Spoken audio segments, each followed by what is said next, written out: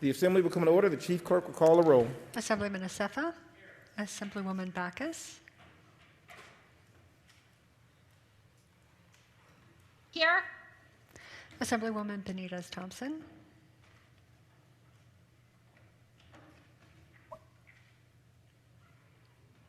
Assemblywoman Benitez-Thompson. Assemblywoman Bilbray Axelrod. Here. Assemblywoman Carlton. Here. Assemblyman Carrillo. Here. Assemblywoman Cohen. Here. Assemblyman Daly. Here. Assemblywoman Douglas Boone. Assemblywoman Duran. Here. Assemblyman Edwards. Here. Assemblyman Ellison. Present. Assemblyman Flores. Present. Assemblyman Fumo. Here. Assemblywoman Gorlow. Here. Assemblyman Hafen. Here. Assemblyman Hambrick. Here. Assemblywoman Hanson. Here. Assemblywoman Hardy. Here. Assemblywoman Howdigi. Here. Assemblyman Kramer. Here. Assemblywoman Krasner. Here. Assemblyman Levitt. Here. Assemblywoman Martinez. Assemblyman McCurdy. Here. Assemblywoman Miller.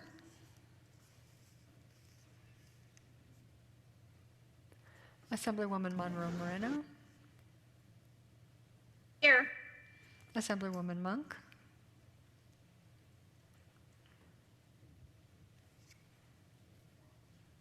Assemblywoman Neal.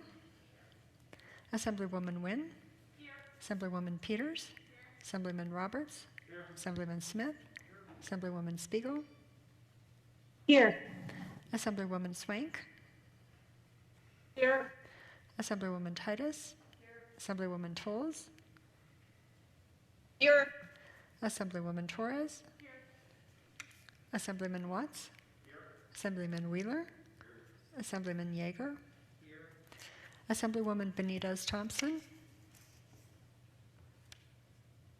Here. Assemblywoman Douglas Boone.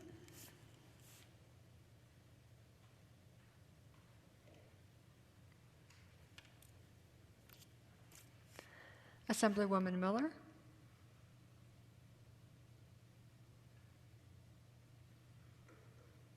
Assemblywoman Monk. Here. Speaker Frierson. Here. Assemblyman Yeager.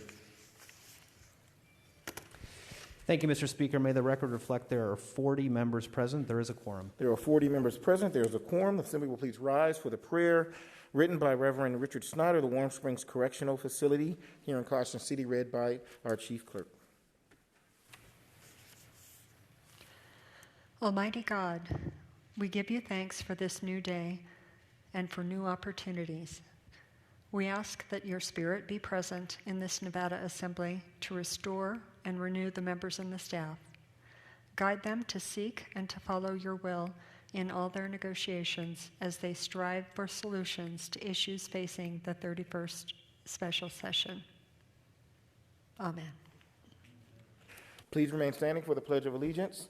I pledge allegiance to the flag of the United States of America and to the republic for which it stands, one nation, under God, indivisible, with liberty and justice for all. Order Business 2, reading and approval of the journal. Carson City, Thursday, July 16th. Mr. Speaker. Assemblyman Yeager. Thank you, Mr. Speaker. I move that further reading of the journal be dispensed with and that the Speaker and Chief Clerk be authorized to make the necessary corrections and additions. You've heard the motion. All those in favor, please signify by saying aye. Aye. Opposed, nay. Motion carries. Go to Order Business 8, motions, resolutions, and notices. No? Thank you, Mr. Speaker. Under Order of Business 8, I move that Kelsey Marrier be accepted as an accredited press representative, assigned space at the press table in the Assembly chamber, and allowed use of appropriate broadcasting facilities. You heard the motion. All those in favor, please signify by saying aye.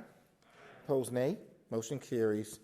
Order Business 12, general file and third reading. Mr. Speaker, could we stay in Order of Business 8? Order Business 8. Mr. Speaker, under Order of Business 8, I move that Assembly Bill 1 be taken from its place on general file and be placed on the Chief Clerk's desk. You've heard the motion. All those in favor, please signify by saying aye. Opposed, nay. Motion carries. Go to Order Business 12, General file and third reading.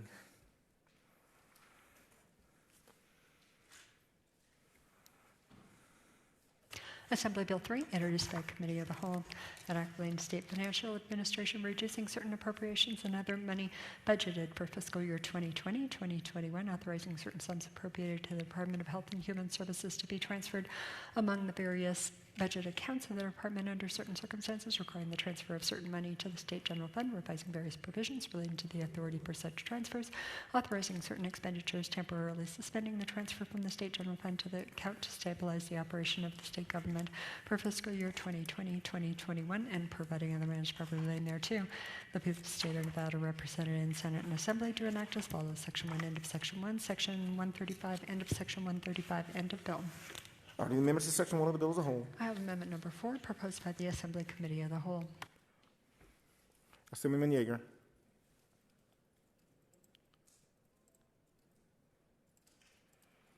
Thank you, Mr. Speaker. I move that the Assembly adopt Amendment 4 to Assembly Bill 3. Assemblyman Yeager's moved that the Assembly adopt Amendment 4 to Assembly Bill 3. Any remarks? There being none, all those in favor of the Assembly adopting Amendment 4 to Assembly Bill 3 signify by saying aye. Opposed, nay. Motion carries. Amendment is adopted. Are there any further amendments to the bill? There are none.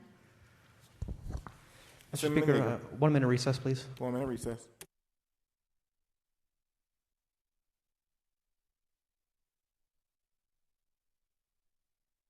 I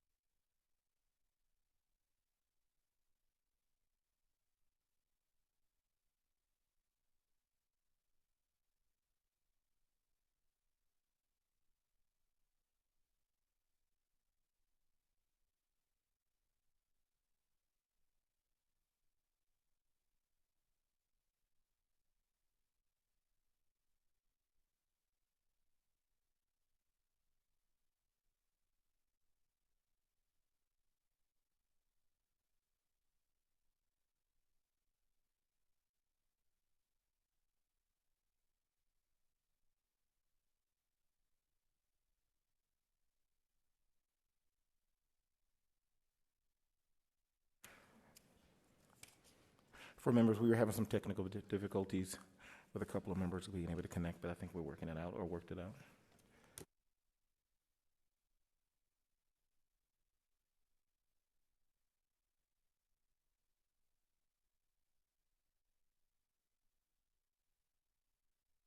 Assembly will come back to order. Assemblyman Yeager, you want to do order business 1? Thank you, Mr. Speaker. Under Order Business 1, I ask that the record reflect that Assemblywoman Douglas Boone and Assemblywoman Miller are present. Record shall so reflect. We will go back to order business 12, and Assembly Bill 3 is order reprinted and engrossed in a general file. Mr. Assemblyman Speaker, Yeager. could we go to Order Business 8, please? Order business 8. Under Order Business 8, I move that the Assembly dispense with the reprinting of Assembly Bill 3. You heard the motion. All those in favor, please signify by saying aye. Opposed, nay. Motion carries. We'll go back to order business 12. Assembly Bill 3, introduced by Committee of the Whole, and relating state financial administration, reducing certain appropriations and other money budgeted for fiscal year 2020-2021, authorizing certain sums appropriated to the Department of Health and Human Services to be transferred among the various budget accounts of the department under certain circumstances, requiring the transfer of certain money to the state general fund, revising various provisions relating to the authority for such transfers, authorizing certain expenditures, temporarily suspending the transfer from the state general fund to the account to stabilize the operation of the state government for fiscal year 2020-2021, temporarily increasing the limitation on the amount of annual leave that certain state employees are authorized to carry forward to the next calendar year, providing for a 1-month suspension during fiscal year 2020-2021 to the payment of subsidies by the state to the Public Employees Benefits Program for group insurance for certain active and retired public officers and employees, requiring state employees to take a certain number of hours of unpaid furlough leave during a certain period in fiscal year 2020-2021, providing exceptions and requirements relating to the furlough leave and providing other measures properly named thereto. The people of the state of Nevada represented in Senate and Assembly to enact as follows. Section 1, end of Section 1. Section 135, end of Section 135, end of bill. Are there amendments to Section 1 of the bill as a whole? There are none. Are there any remarks? I see Assemblywoman Howdiggy.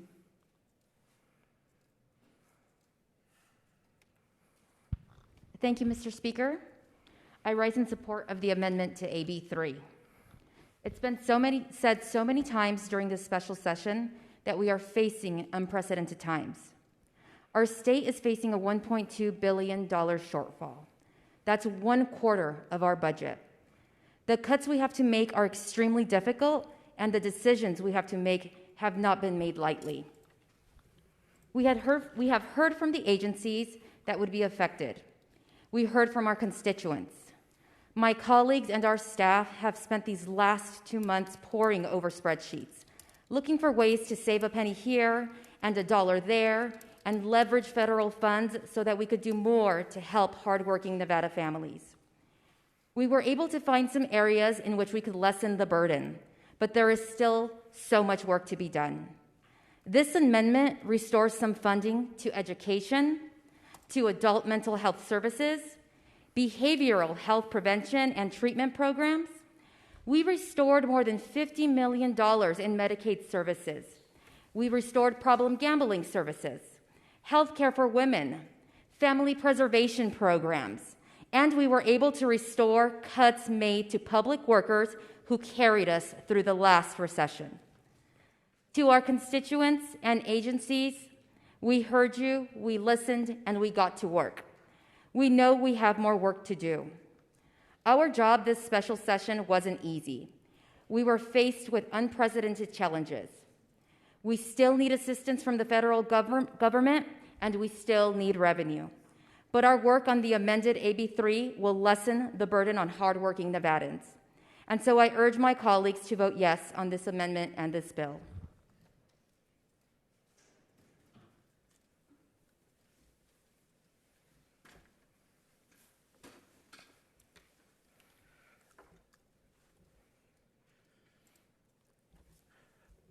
Are there any other folks wishing to offer remarks? And can I get a 1-minute recess?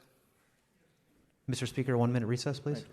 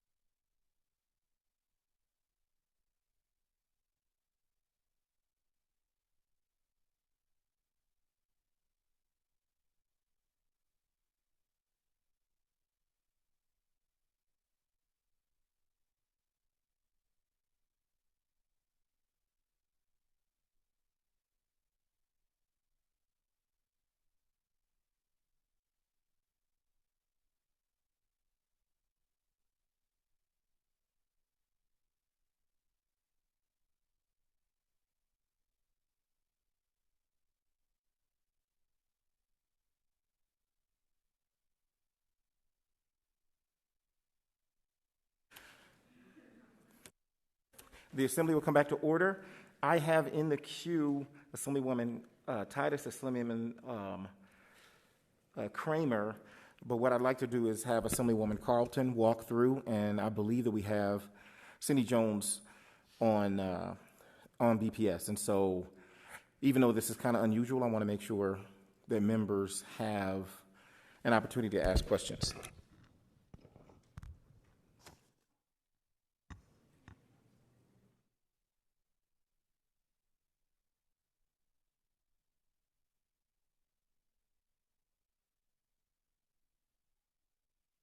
Assemblywoman Carlton.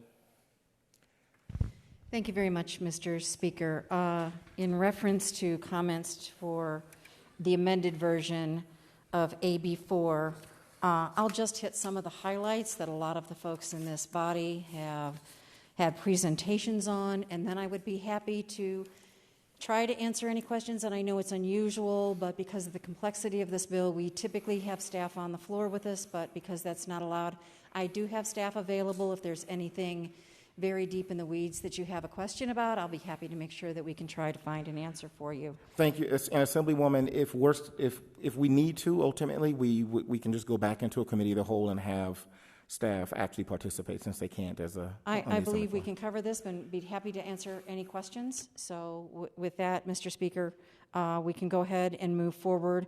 I'll just put some of the highlights of this on the record. So Section 15 addresses an issue that arose during some of the conversations, but didn't have a lot of conversations. The courts had an issue with their assessments fees that we did hear about, and we put language into this bill to make sure that they can take the money that would have reverted for fiscal year 20 and they can push it forward into 21, and we're giving them some flexibility to be able to deal with the issues that they're facing because they are based on court assessment fees. We're trying to change that gradually over time, but we know that there will be issues, so we're giving them some flexibility. Sections 56.5 and Sections 118.5 of the bill authorize the Department of Health and Human Services to accept additional federal money during fiscal year 1920 or fiscal year 2021 for the additional federal money for the Nevada Medicaid budget and Nevada Checkup Program budget to support those budgets without returning or offsetting decrease in state general funds appropriations. Typically what would happen is if Medicaid got another reimbursement from the federal government, that would be offset by general funds coming back to us. We are giving them the flexibility to be able to keep that money. We had a lot of discussions about FMAP. I'm sure you don't want to hear about FMAP anymore this session. But if that money does come in, Medicaid will be able to use that, provide services to those of the folks that can access Medicaid. Let's see. Let's go to Section 131.2 of the bill requires each full-time state employee to take 48 hours of unpaid furlough leave and part-time employees to take a proportional amount of such hours during the period between January the 1st of 2021 and June 30th of 2021, unless the employee's position is exempted from the requirements pursuant to Section 131.4 of this bill, because the employees be determined to fill a position that is of critical need. It goes on to talk about making sure that we hold the employee harmless when it comes to PERS, which was a discussion point that we had in the committee of the whole. You will notice that this is a different proposal than originally presented. Discussions were that if we made it 6 days and had it start on January the 1st, if there is an opportunity for any other funds that might come into the state that may be at the federal level right now, that would give us an opportunity not to penalize state employees for that. And if they do need to take it, we'll start on January the 1st. We'll have a better picture of the lay of the land financially with what the federal government will be doing for the state. Section 131.6 of the bill provides that if additional federal money is made available to the state of Nevada, the chief of the budget division and the Office of Finance is required to disperse the money to restore budgetary reductions in this bill and other purposes as prescribed in the priority order, and the order is listed in that section. So that's a very high level. There are a lot of numbers that have changed in this. I don't believe you want me to go through and read through all the strikeouts and all the dollar changes on this. You're all well aware of the conversations that we've had. You received a crosswalk from our staff and a full briefing on the bill. So with that, Mr. Speaker, I'd stand for questions. And thank you. And before I go to further remarks on the substance of the entire bill, I would give members an opportunity to ask questions if they have them. So, Assemblywoman Titus, do you want to give a remark at the end on the bill, or do you have technical questions you'd like to ask now? Thank you, Mr. Speaker. My question was answered at this time. I'll give a comment at the bill at the end. Thank you. Thank you. I will call on you at the end. Assemblyman Kramer?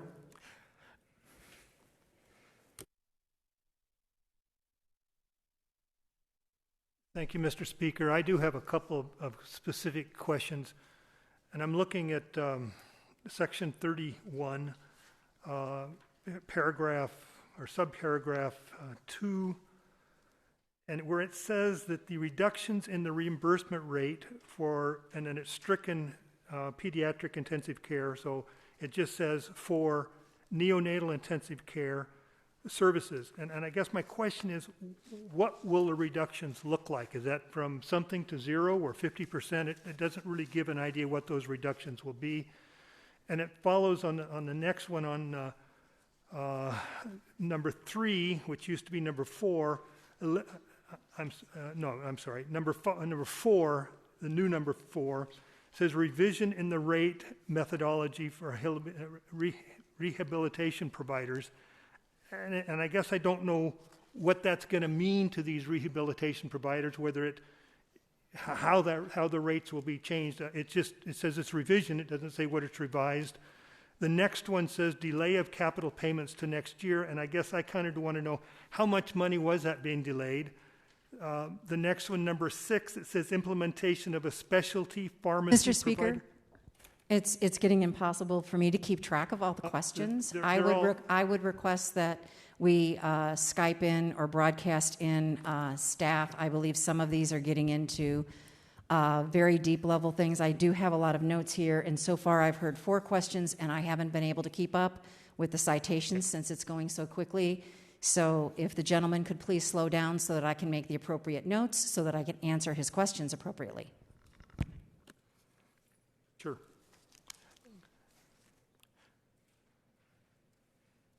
So section 31, the new number 2, is I'm just curious as to how much the reductions in neonatal intensive care will be. And the new number 4.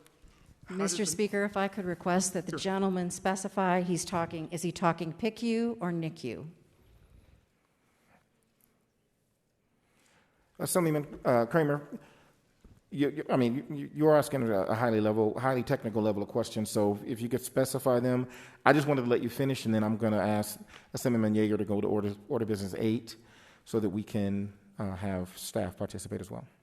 And Mr. Speaker, I can answer the gentleman's question very broadly.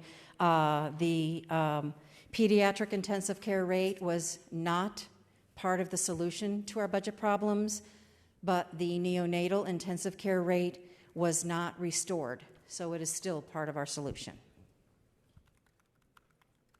So the neonatal care remained cut from the budget. It did not get restored. I hope that answers his question. And Assemblyman, if you have several, that's fine, but if you ask them one at a time so that the question can be answered, and then we can decide whether or not we need to have staff get on. Thank you, Mr. Chair. I guess I'm not opposed to what we're talking about here. It's just that it leaves a question as to what happens, and I can't answer that question for someone else when they ask me. So how does the revision of the rate methodology for rehabilitation providers change? The methodology will change, right? I apologize, Mr. Speaker. I am at a loss to figure out what the actual question is. If the gentleman could just give me possibly... I'm on page 22. On page 22. Middle of the page, number 4.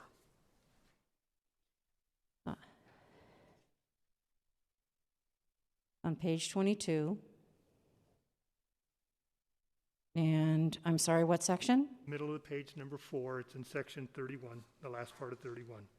Middle of, you said page 22.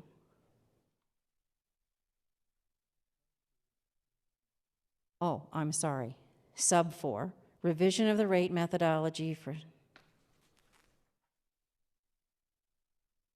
Actually, in that section, to the gentleman, what's the most important thing to look at is underneath your green number 4 is the strikeout language, limitation of the number of physical therapy units of service for adults. That is one of the optional services that we restored. So it would go back to the way it was before. We are not limiting the access to physical therapy. Thank you, and I guess I don't know why it would say revision then.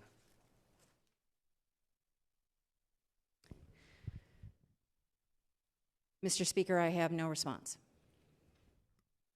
And I would never want to suppose how the drafter would want to make a bill statutorily sound. Okay. Implementation of a specialty pharmacy provider network. I'd like to know what that is and what it will cost. If the gentleman could give me page and section again, that would be very helpful.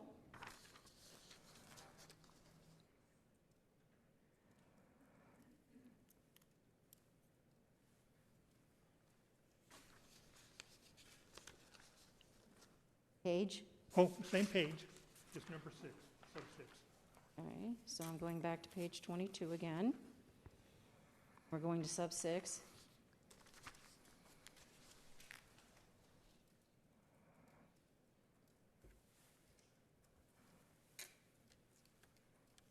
I'm sorry, I believe that was listed under one of our contacts. I would respectfully request that I do have staff go more deeper into that one. That was not one that we discussed in depth, so I would hate to opine improperly.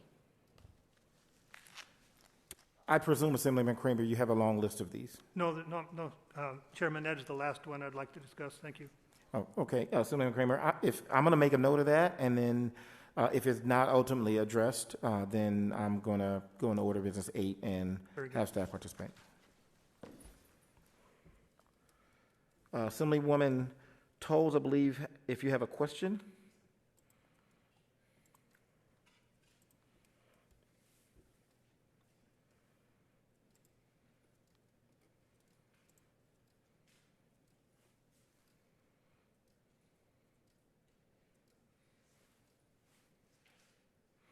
Assemblywoman Tolles.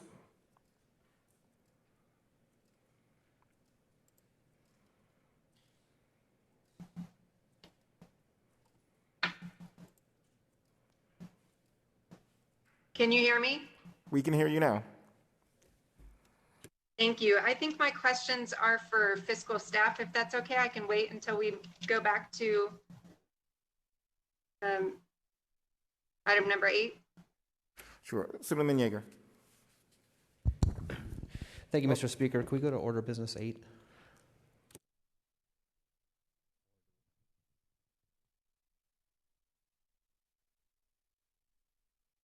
Thank you, Assemblyman Yeager. Under order business 8, if you could move to take Assembly Bill 3 from general file. That way we can put it back to the Committee of the Whole. Can we get a 1-minute recess, please? 1-minute recess.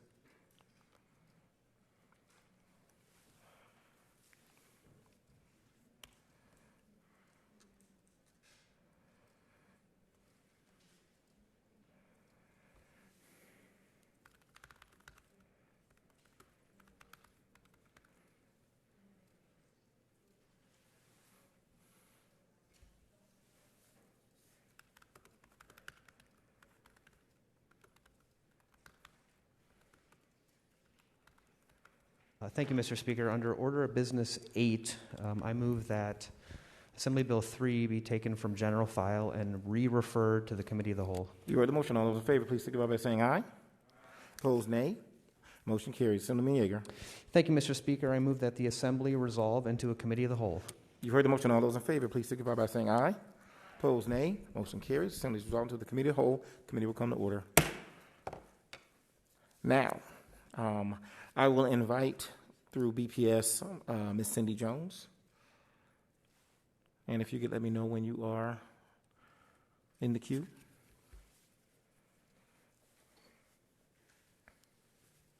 Good afternoon, or good evening. Jones, Assembly Fiscal Analyst. Sorry.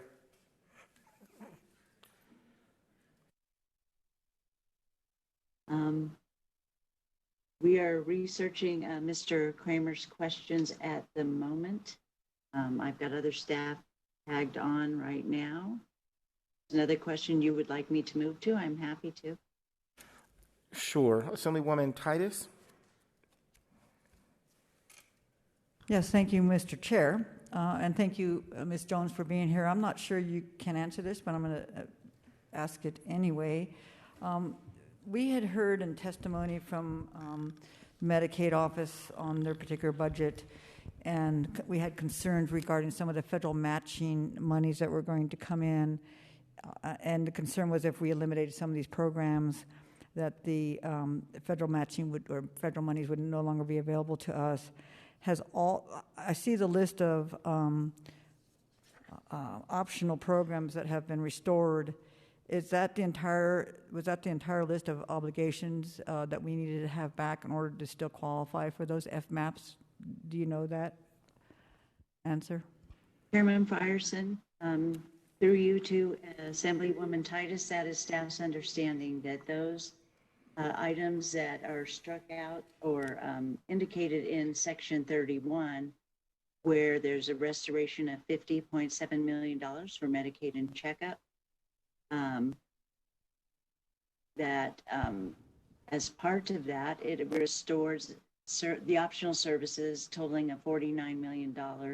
And those are the ones that would need to be restored in order to avoid any sort of non-compliance with the requirements to be eligible for the enhanced FMAP rate, which added 6.2% to the existing rate. And thank you. And along the same lines of questions, my colleague from the South, when she presented the bill and some of the explanations regarding this bill, I need a clarification that indeed, if the FMAP is continued, the projected discounts to the providers would then be possible to backfill that. Can you tell me that would be how would that work? Because typically the federal dollars have to go a certain direction. Do they have to go into general fund? Can they go strictly to the Medicaid offices? Would we have to have an IFC to do that, or would they be able to have that money and funds directed to providers directly? Chairman Frierson, through you to Assemblywoman Titus, if the additional FMAP funds are received, there would be a need to process a work program to accept those funds. And as part of accepting those funds, the agency would need to present a plan for expending those funds. In determining how those funds would exactly be expended, I believe a number of factors could be involved. There's not a direct correlation from those extra FMAP funds to restoring provider rates. There are a lot of factors involved, as you know, including the utilization, how the caseload's impacting where they are financially. So I think that those decisions would come down the process a bit once it's determined those funds are received and how the caseload and expenditure patterns are going. Within the bill is flexibility for the division to accept those funds and to be able to use them and come back to IFC with a plan. Right. So thank you for that, Ms. Jones. So the only guarantee then is that we'll go back to the Medicaid with some flexibility, but absolutely no direction for them to necessarily recover the loss of the provider rate, correct?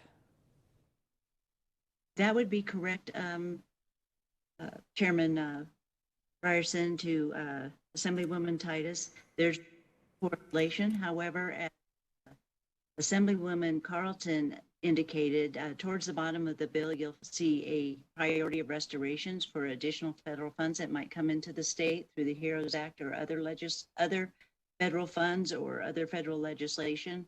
And within those priorities, after the first ones that apply to education and eliminating furloughs, there's the opportunity there as well for the administration to present a plan for any additional funds and how they would like to restore those funds for reductions made to budgets that receive general funds throughout the state.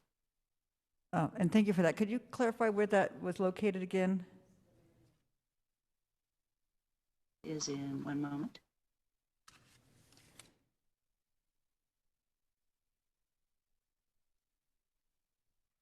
Mr. Chairman, I'll help my staff out since they've always got my back.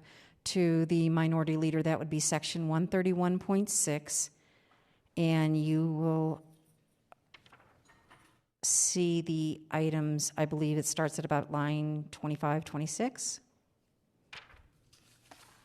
What I was trying to do is just identify what has been identified as priorities for if this federal moment comes in, and thank you for that. So what I'm seeing here then as the priorities would be employees and sick leave, seniors, public employees. I'm just looking down this list of where healthcare is in. And that would it's a very broad category. We did not want to limit the authority. We don't know what issues, and this is more along the philosophical side, not the fiscal side.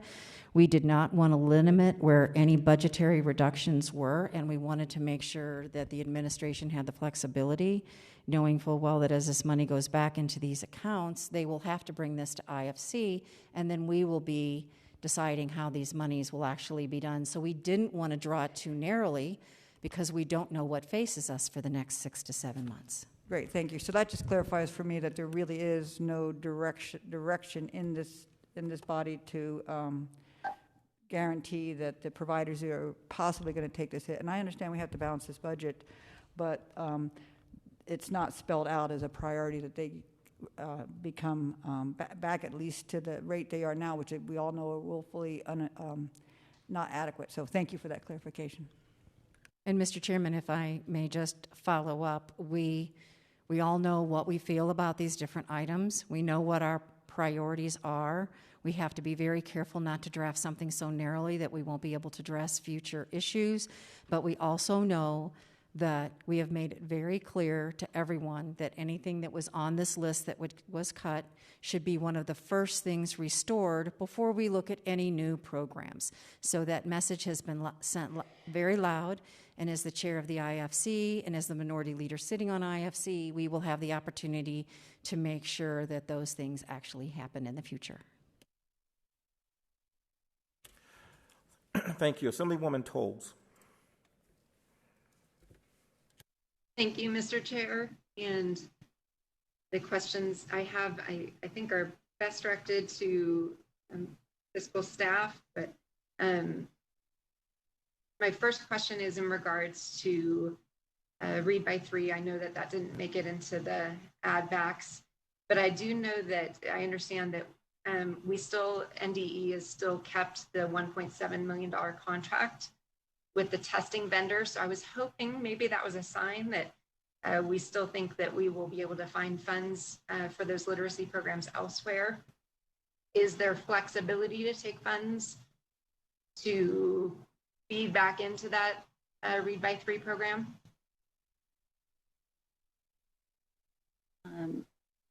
Chairperson, Assemblywoman Tolles, not that I'm aware of at this time. The funding for that program was removed. I don't know of a statutory ability to move funds around into that program, except for the potential receipt of federal funds that would support that program, as we discussed in the last section of the bill, 131.6. Now, how Department of Education may have determined to keep that contract or not is not under our purview. It could be that they decide to cancel the contract due to the cancellation of the program, but I'm unaware of any discussions down at that level. Thank you. And Ms. Jones, two things. One, feel free to go directly to the member. You don't have to necessarily go through the chair. And to Assemblywoman Tolles, as the chair of the IFC subcommittee dealing with federal dollars and federal aid, I also believe that there will be an opportunity for folks to apply for grants through the subcommittee to make recommendations that won't be able to supplant funds for Read by 3, but will be able to seek to help children who were impacted by COVID, the pandemic, and the shutdown in particular. Thank you, Mr. Chair. I appreciate that clarification. My second question is in regards to GATE. I did see that the Gifted and Talented program, that there were a couple fiscal notes, and I just didn't have the time to do the calculations, but I was just wondering what the total fiscal note demonstrated the impact of that reduction, pulling that out in this amendment, and what impact that has on full-time employees. Assemblywoman Tolles, I haven't had the opportunity to review this fiscal note, but the reduction is in to align the funding level with the Augenblick study for a 0.05% extra weight for GATE students. So in compared to other weights that are recommended that have yet to be funded, that part was overfunded. I'll have to go take a look at the fiscal notes on that. I was not aware that we had received any today, so I can get back to you on that. I just saw, I think, as I looked at a couple of them, one equated to 15 full-time employees, the other one equated to 44 full-time employees, but I know there were other districts in there, so I just didn't have a chance to add those all up. But thank you for that. My third question is in regards to the $25 million coming out of NSHE. Is that on top of the furloughs, the CIPs, and the 16.5% cuts that we had in the original presentation?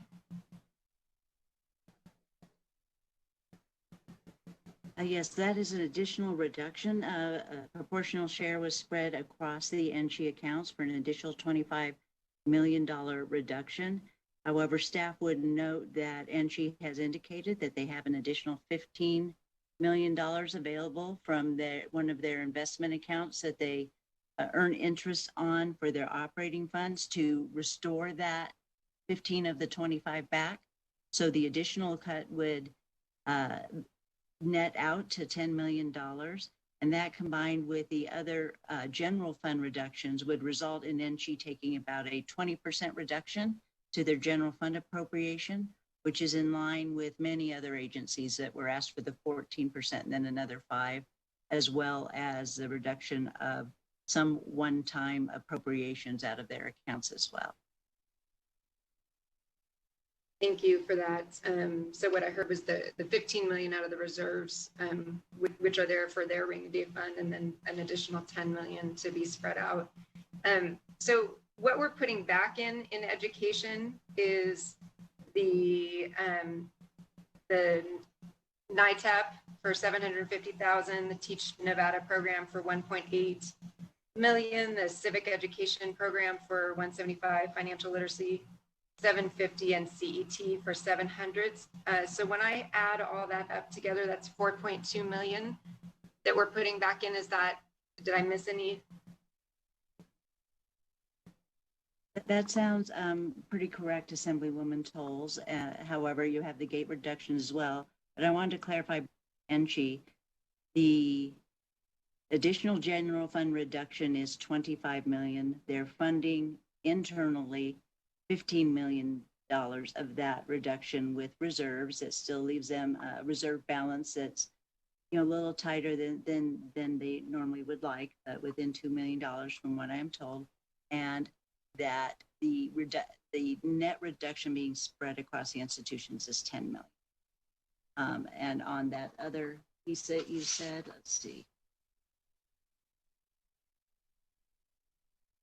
Yeah, that does sound correct. 700 for, there was a 700 for computer education, 750 for the Nevada Institute on Teachers, Teach Nevada Scholarship of 1.7, Financial Literacy Program, $750,000. So those were the restorations, those four.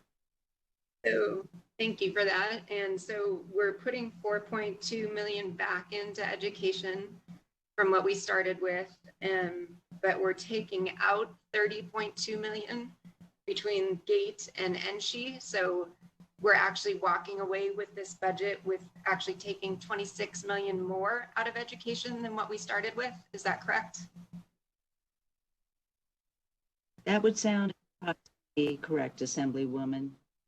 For education, about, like you said, a million more, and for NSHE, the extra 25 million. Nevada System of Higher Education. Thank you, Mr. Chair. No more questions. And if I can clarify, just to make sure that the public's not confused, we're not talking about K-12. We're talking about a total from K-12 and NSHE, which was the bulk of that amount. Would that be accurate, Ms. Jones? I'm sorry, could you say that again?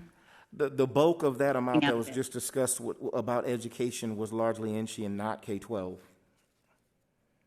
Yeah, that is correct, Mr. Chairman. 25 million is Nevada System of Higher Education. The offset for K-12 education is that rebalancing of the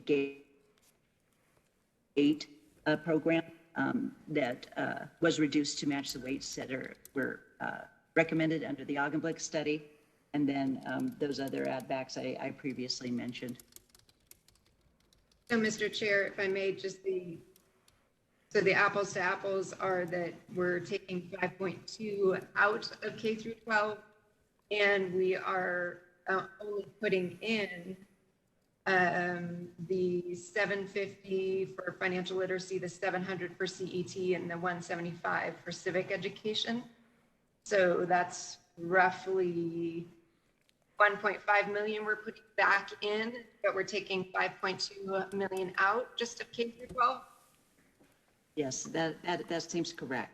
The total reduction, Governor, were 170,165,647, and after reducing GATE and adding back those other four programs, the new balance for the sweeps is, so it's the other way, is 171,400. So the amount reduced in education is slightly more than the governor recommended, primarily to the reduction in the GATE program to match the recommended weights. Thank you.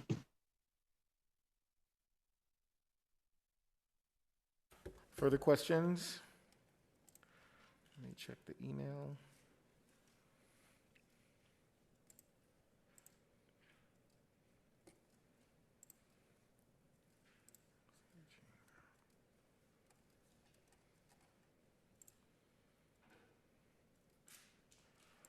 If you have questions, now is the time to ask them while we're in the committee of the whole.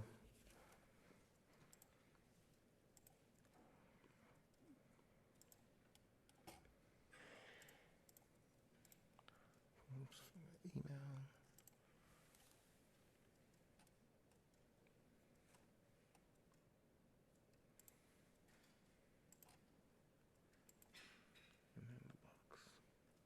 I've got a short one, Mr. Chair.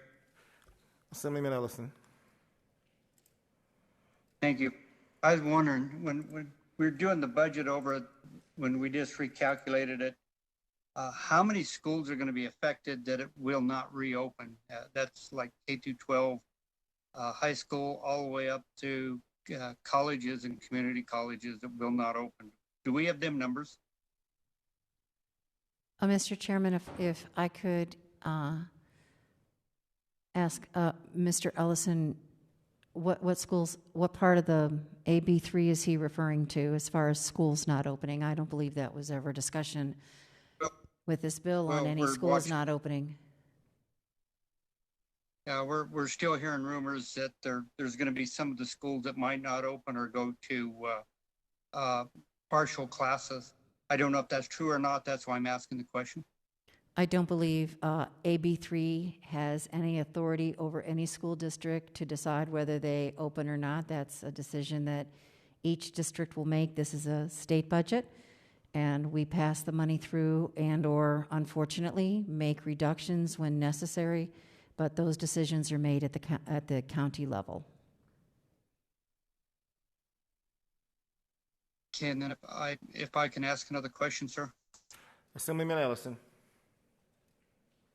Yeah, you know, we've been fighting hard to make sure that you know, a lot of the state employees are not they don't have the summer help anymore, so they're going to be taking furlough on time that they're not being able to fill their workforce.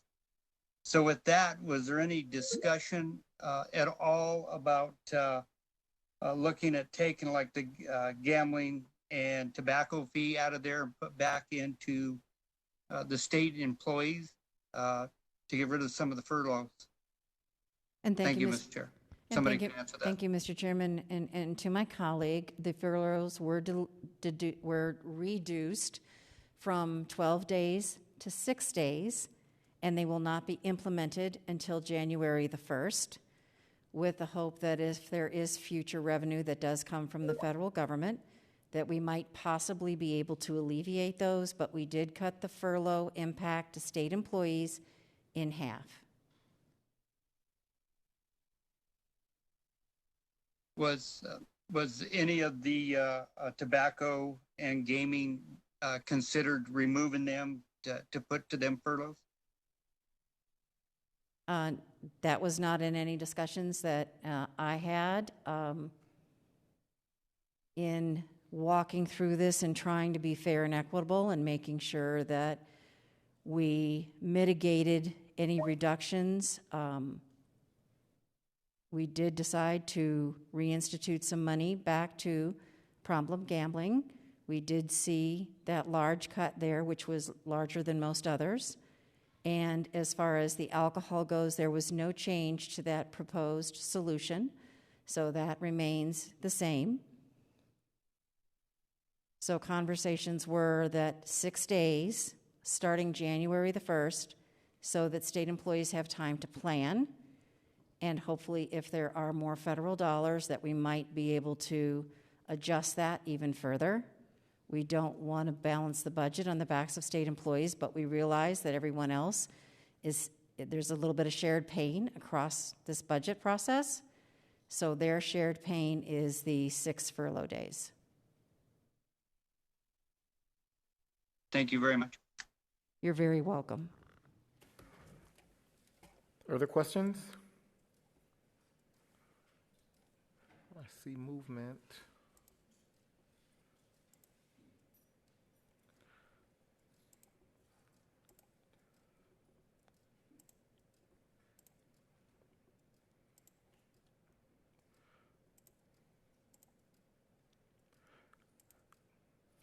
I'm having a little bit of a technical glitch getting into the email. You get a 1 minute recess? 1 minute recess. An issue in the bill. Special.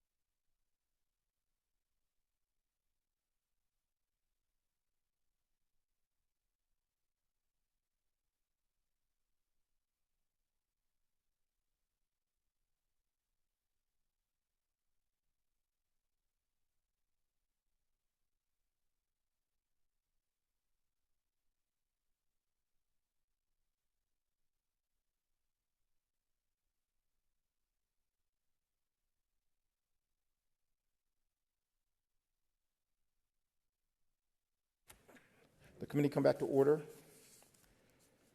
I see Assemblyman Kramer.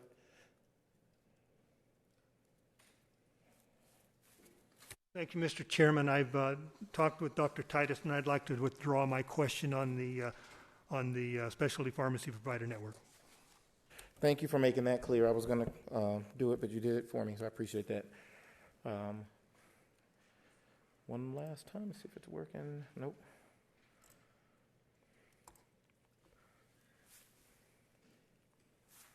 All right. Assemblyman Yeager.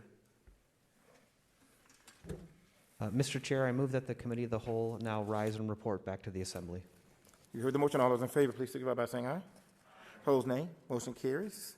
The Assembly will now come to order. Go to order business 4.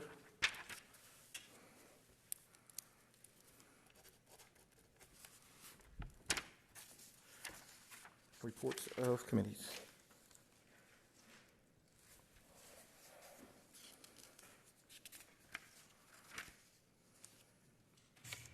Mr. Speaker, Committee of the Whole, to which was re-referred Assembly Bill 3, has had the same under consideration. I beg leave to put the same back in the recommendation considered. Jason Frierson, Chair. Assemblyman Yeager.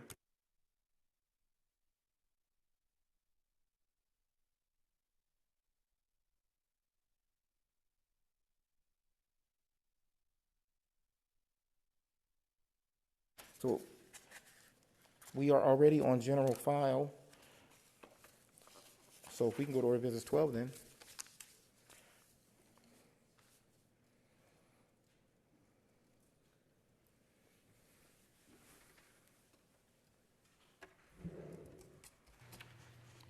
Assembly Bill 3, introduced by Committee of the Whole.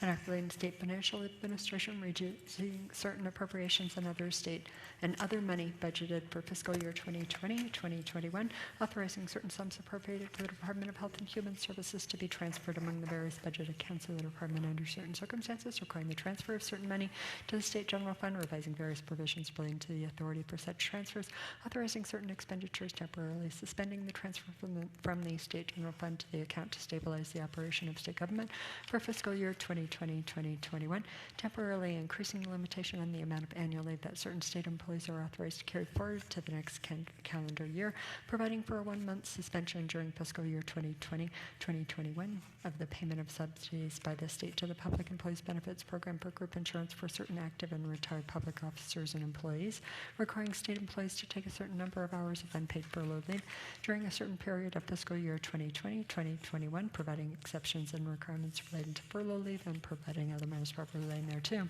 The People's State of Nevada, represented in Senate and Assembly, to enact as follows: Section 1, end of Section 1, Section 135, end of Section 135, end of bill. Any members of Section 1 of the Bill of the Whole? There are none. Now we'll go back to remarks. Assemblyman Titus. Mr. Speaker, if possible, I'd like Assemblyman Kramer to go before myself. I apologize. I will go to Assemblyman Kramer first. I did discuss that with Assemblywoman Titus.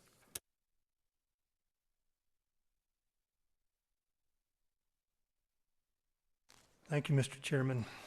I'm in general support of Assembly Bill 3, but I do have some concerns regarding the furloughs.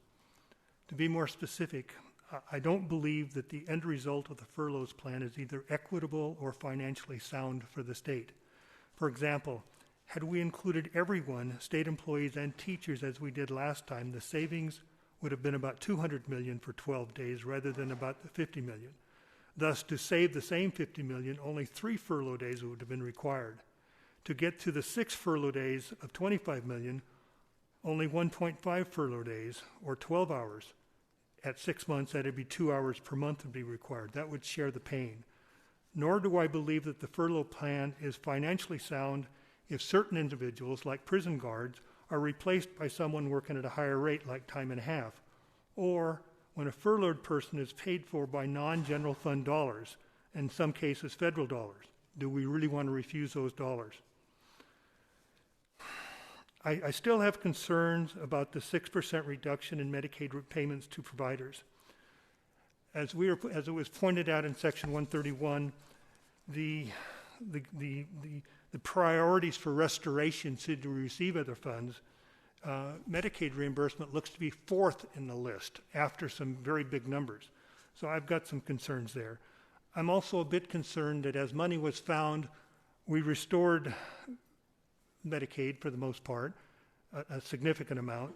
We restored the impact to state workers, but it didn't seem like very much of that. In fact, it didn't seem like very much that went to education. In fact, they actually got some more hit on them.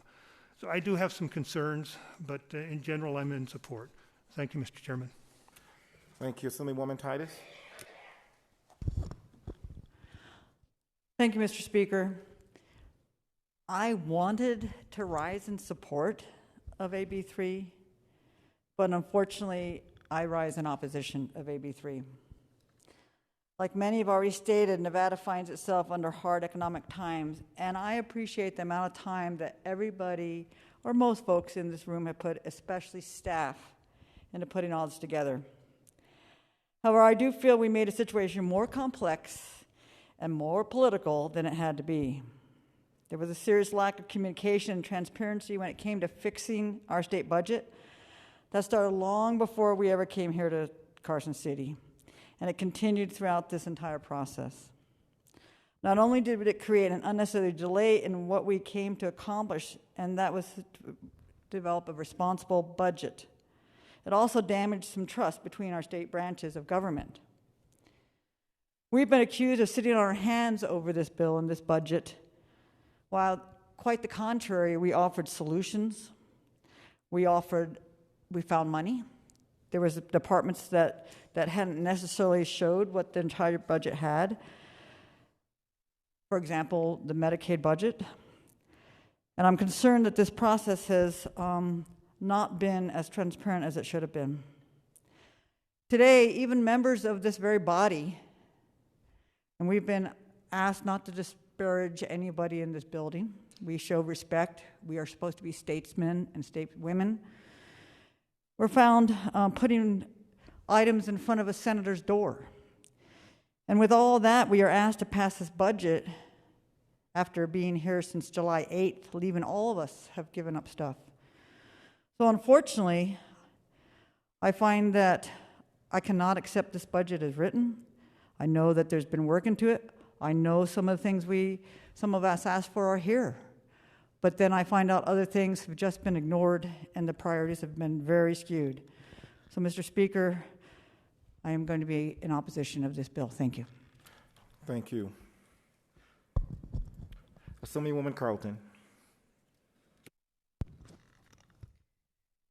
Thank you, Mr. Speaker.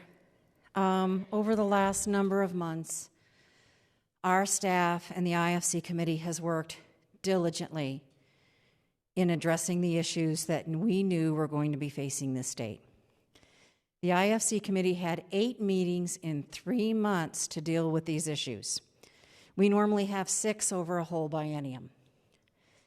I will state, and it's a matter of record, that I have heard no in IFC meetings more than I have heard yes. I have not seen solutions. I have just heard no. We have opened our doors. My back door has been open every day. A number of you have come through it. We have taken meetings on Zoom. We have listened to our colleagues on their concerns. And I believe a number of their concerns are encapsulated in the solutions that we have in front of us. So if the answer is no to CARES money, and the answer is no to these solutions, and the answer is no to revenue, how do I take care of the people of this state? Mr. Speaker, when I first came into this body in 1999, I learned a lot from the folks at the other end of the hall to respect this institution and to do my job. We have a responsibility today to the citizens of this state to balance our budget. In 2010, when I first decided to run for the Assembly, my primary reason was, and my husband was not very happy about it, was because we had just gone through a fiscal crisis and we were still in it, and I did not want to leave the state in the same position that it was. I wanted to come to the Assembly so that I could help with the solutions that we needed to get the state back on our right path. Mr. Speaker, this is not how I pictured my last 2 years of service. The committee I serve on, the colleagues I serve with, have put their heart and soul into restoring services to the citizens of this state. And it took many sessions and a lot of negotiation and a lot of work across the aisle that we have done over the last 3 to 4 sessions to get this done. So the insinuation that we have not worked across the aisle, I take umbrage with. But here we are, faced with another crisis. And I'd like to put on the record, we keep forgetting this is a public health crisis. It has created a fiscal crisis, but it is a public health crisis that we are having to deal with. I believe my number one priority is to support and protect Nevada families and businesses in this state. And I also believe that AB 3 as amended does that to the best of our ability at this time. This has not been the thing that we all got elected to do, but we are here to do the people's business, and I believe we have accomplished that. In a mere 11 days, we took apart a budget that normally takes 6 months to put together. I cannot thank our staff enough. And my chief fiscal staff put off her retirement to stay with us, to go through this nightmare that we have, this exercise that we have had to do. And I can't thank her enough for all of her hard work. She was on her way to retirement in Costa Rica, I'm pretty sure. And this thing happened, and she called and she said, I'll stay. We'll never be able to thank her enough. So with that, Mr. Speaker, I do stand in support of this. Sometimes the best option in front of you is what you need to go with. We've always said, don't let the perfect be the enemy of the good. This isn't good, but it's necessary. Thank you, Mr. Speaker. Thank you, Assemblywoman Carlton. If I can take the privilege of the chair, I want to acknowledge that we all value statesmanship here, and I'm proud to be a part of a process where we can disagree, but maintain the kind of decorum that's worthy of our state. And I appreciate the perspectives from all ends of this because we care. I don't think there's a single person in this chamber who would disagree when I say that we have a plethora of all really painful decisions. And none of us wanted to be here to make these decisions. None of us ran for this purpose. But we do have some tough decisions to make. We've had 10 IFC meetings this year alone, which is unheard of. We have a governor who was put in a position of having to make some really tough decisions and gave us a starting point from which we could build. And from that starting point, with a combination of efforts collaborate with our federal delegation, we have worked to get to a better spot, and we had taken consideration of all 4 caucuses. And I still think that there's work to do and there's still opportunity moving forward. And we built this budget based on the recognition that we will have future opportunities to continue to address this as a moving target. So I certainly appreciate my colleagues on both sides of the aisle. We don't have to agree because that's not what we came here for. We came here to advocate for what we thought was the right thing to do. And we're going to move forward and dust off from this, recognizing that even if we don't agree on how to get there, we generally agree on where we're trying to go. So I just want to say that I'm proud of this chamber and proud of this body, and the fact that through the toughest decision I believe that most of us will have to make in this institution, we made without losing, I think, the sense of statesmanship that's been so important in this chamber. So with that, there being no further remarks, the Chief Clerk will open the roll.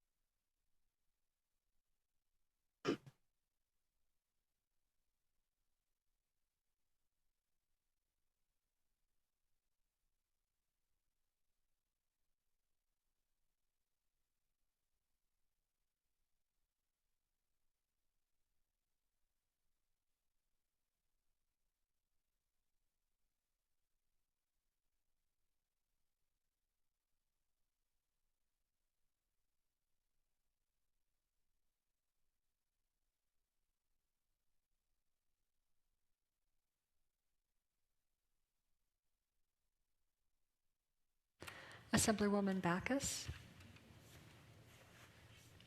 Yes. Assemblywoman Backus has voted yes. Assemblywoman Benitez Thompson. Yes. Assemblywoman Benitez Thompson has voted yes. Assemblywoman Bilbray Axelrod. Yes. Assemblywoman Bilbray Axelrod has voted yes. Assemblyman Carrillo. Yes.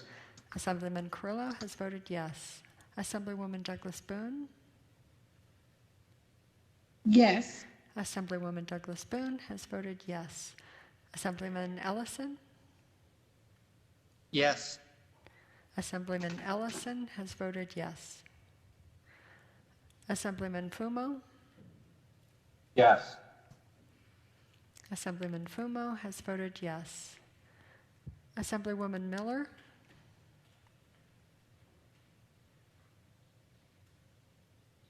Yes.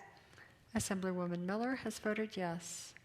Assemblywoman Monroe Moreno. Yes. Assemblywoman Monroe Moreno has voted yes. Assemblywoman Monk. Yes. Assemblywoman Monk has voted yes. Assemblywoman Spiegel. Yes. Assemblywoman Spiegel has voted yes. Assemblywoman Swank. Yes. Assemblywoman Swank has voted yes. Assemblywoman Tolles. No.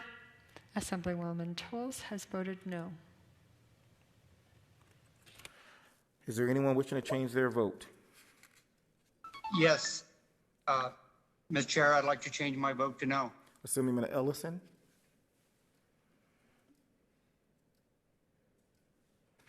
Assemblyman Ellison has changed his vote to no.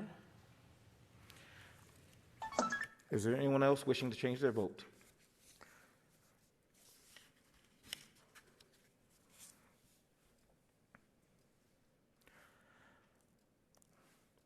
There are 29 ayes, 13 nays. The bill having received the constitutional majority, I declare passed. The bill is ordered transmitted to the Senate. Assemblyman Yeager. Get a 1 minute recess, please, Mr. Speaker. 1 minute recess.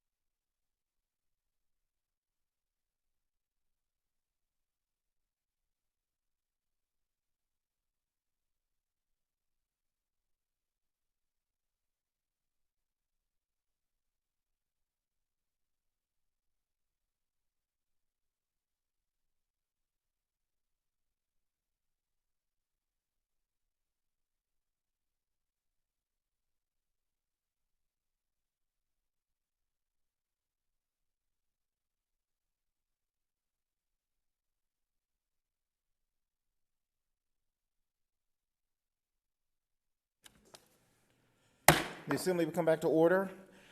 Briefly going to order business 13. There being no objection, the Speaker and the Chief Clerk will sign Senate Bill 3. Just so the body is aware, I don't believe that it would be prudent for me to keep everybody here for a process that would take hours for something that we could accomplish tomorrow. And so, so the body is aware, it is the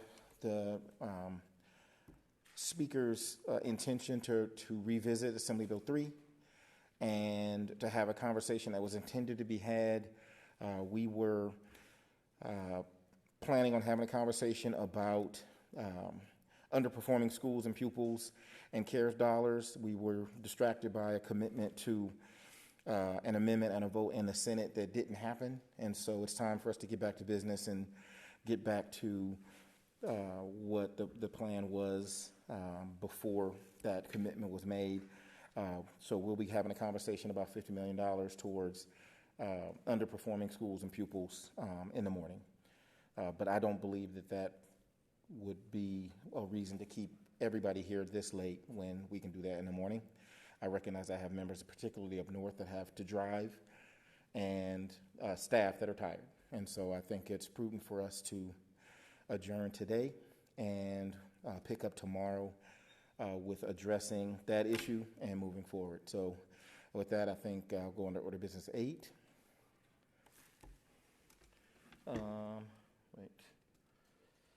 Zimmerman Yeager.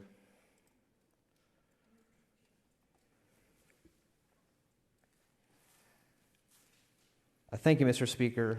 Seeing no other business before the body this evening or this morning, I would move that the Assembly stand in adjournment until Sunday, July 19th at the hour of 10 a.m. You've heard the motion. All those in favor, please signify by saying aye. Opposed, nay. Motion carries. We are adjourned.